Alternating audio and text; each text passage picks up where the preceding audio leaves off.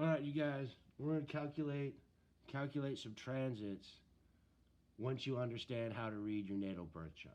So this is my natal birth chart, and I got it from alab.com because again, that is my go-to site for all of my basic chart generating needs.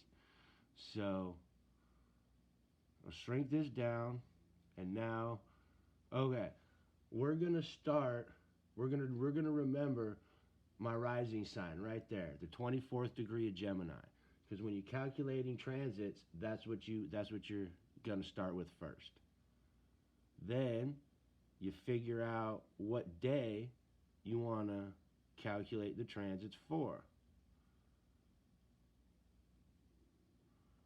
We're gonna set it up for March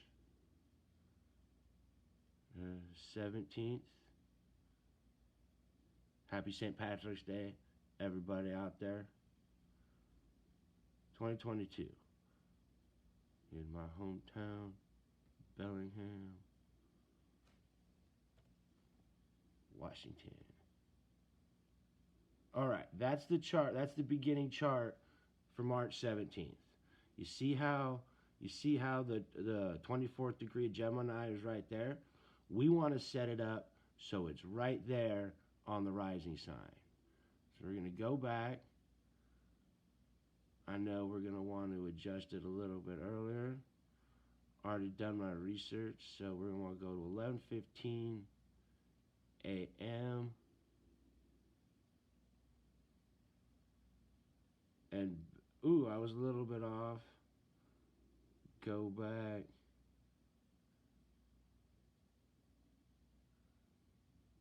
11 a.m.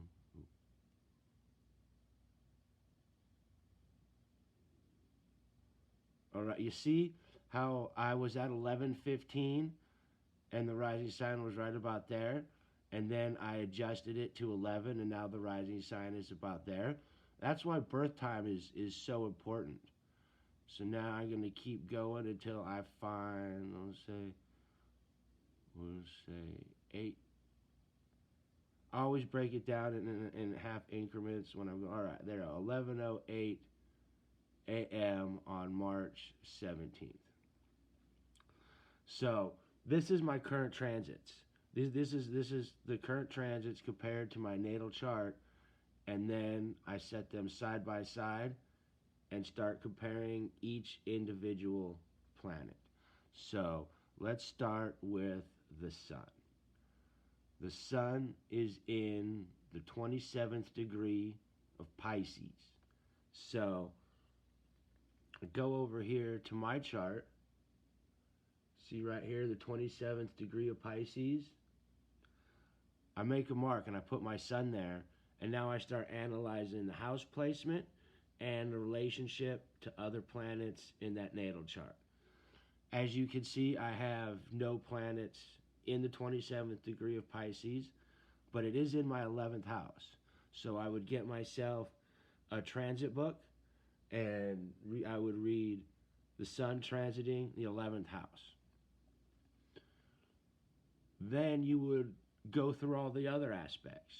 You would go to the 27th degree of, so if you got this, if the sun is here, is transiting this point right here, you go to the 27th degree of other signs.